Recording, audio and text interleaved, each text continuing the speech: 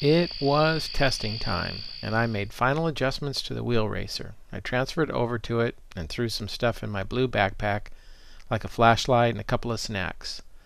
I looped the backpack over the back of my racer and I was off to the cemetery. I was so excited to try out this latest design I could hardly stand it. As I sailed down the sidewalk to the cemetery, I did notice it getting a little darker. The sky had a sort of orange-gray tint to it. Then I remembered the eclipse was going to happen today. There was also a few more dogs barking in the neighborhood than usual. It all just made the day a little more fun and out of the ordinary for me. I was having a blast. I remembered I'd still had that piece of cardboard with the hole in it from class. I pulled it out of my pocket and held it up in front of me. The light shined through the tiny hole and hit my hand. I could see the moon starting to move across the front of the sun and blocking out some of the light, making what looked like a crescent moon on my hand. It was kind of cool. I guess science class wasn't that boring after all. I put it back in my pocket and raced on to the cemetery. I finally got to the top of Cemetery Hill, and I could see all the way down the road winding through the gravestones to the lighthouse below. These were the perfect testing hills, but I remembered around this one curve there were some bumps in the road that you had to watch out for. Roots from a huge oak tree had lifted up the road. After these bumps, it was smooth sailing all the way to the lighthouse. As I pushed off and headed down the hill, I started picking up speed. A lot of speed.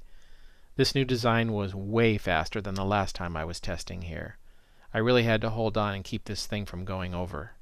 My front wheel was wobbling a little, and I was still tipping as I went around my first major curve in the road.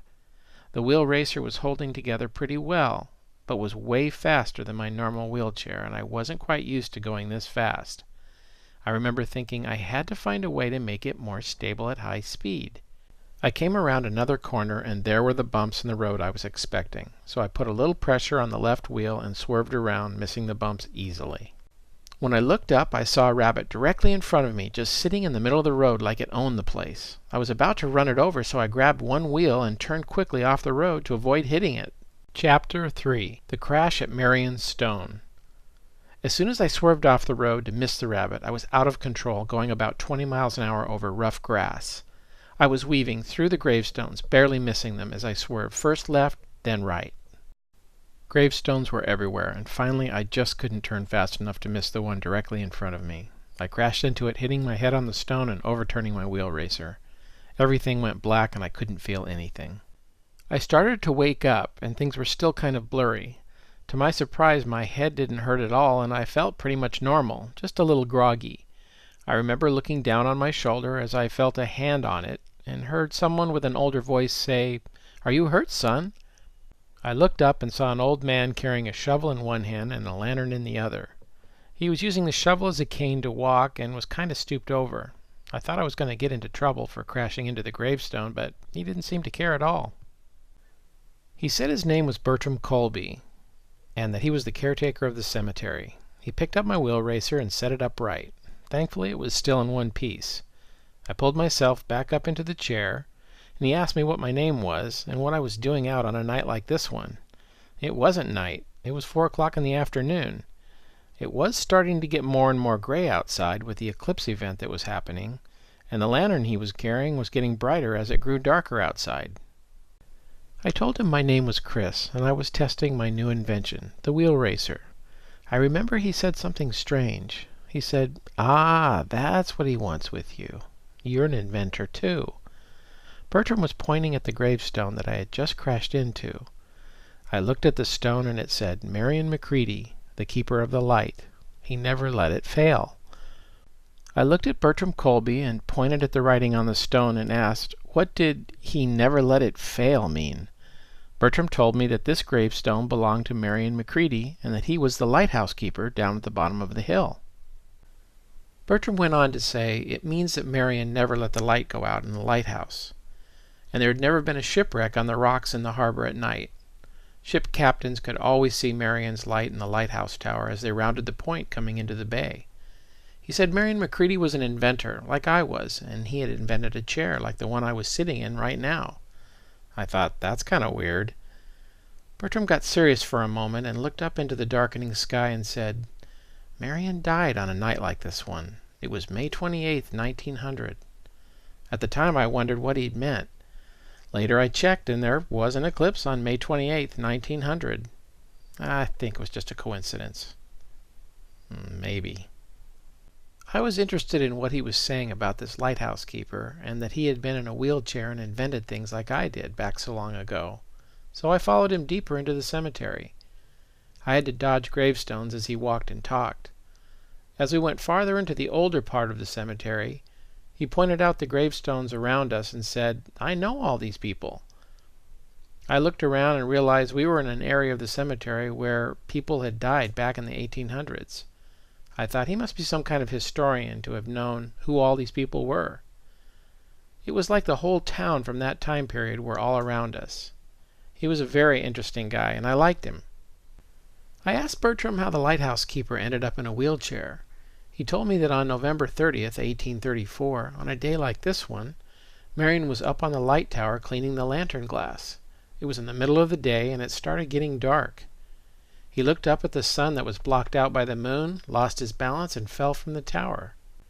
I asked Bertram how the lighthouse keeper ended up in a wheelchair. He told me that on November 30th, 1834, on a day like this one, Marion was up on the light tower cleaning the lantern glass. It was in the middle of the day, and it started getting dark. He looked up at the sun that was blocked out by the moon, lost his balance, and fell from the tower. I asked Bertram if that's what killed Marion.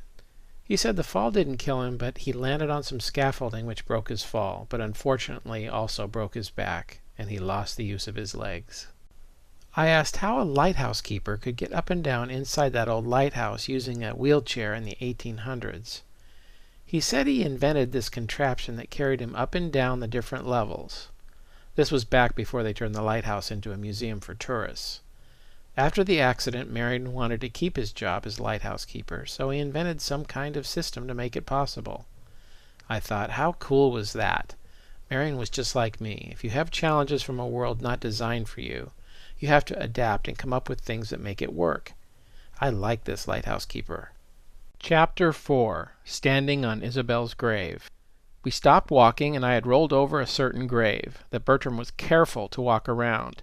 It made Bertram very nervous by having my wheel racer sitting on top of this particular grave. His eyes opened wide, and he started shaking and rattling the lantern he was holding. As he looked at me, I could see he had terror in his eyes. "What did I do? What did I do?" I yelled. I couldn't figure out what was going on. He told me I was sitting on old Isabel Drood, a mean witch of a woman that lived in our town many years ago. I remember what Bertram said to me like it was yesterday. "You best move off of her now, boy, and quickly with ya." The way he said it sounded a little bit weird to me, but I have to admit I was getting a little freaked out, and I wasn't going to argue with him. I backed away from him because he was getting a little scary all of a sudden. When I backed up, I bumped into Isabel's gravestone. Now I want to say right here and now, her stone was already cracked when I hit it with my back wheels. The top of the stone broke off and fell to the ground. Bertram really looked scared now. He looked at me and pointed down the hill and said, "You best get yourself to the lighthouse. She'll be coming for you now, boy." I looked down at the ground when I backed away from the broken stone, because I felt a little rumble under my chair. When I looked back up, Bertram Colby was gone. I was about as alone as I could be, and right in the middle of the oldest and scariest section of the graveyard. All of a sudden this wasn't fun anymore, and I wanted out of here, and fast. I pulled hard backward with one wheel and pushed harder forward with the other, and spun my wheel racer around. I then took off as fast as I could toward the main road to get off this rough grass that was slowing me down so much. The rumbling was still coming from under Isabel's grave, and I could still hear it as I moved away from it, quickly toward the road.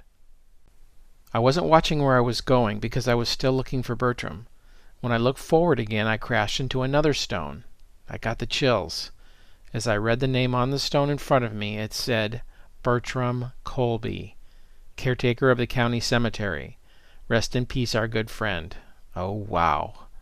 Who had I been talking to all this time? I kept thinking, wake up, you're in a dream. But this didn't feel like any dream, and something really bad was coming my way. I didn't know what to think, but I had to get off this rough grass and back to the smooth road where my wheel racer could take off down the hill fast.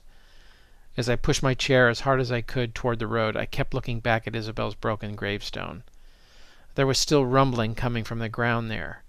So many things were happening at the same time. I saw something start to form over Isabel's grave. It was a black cloud of mist or something, but was starting to take human shape.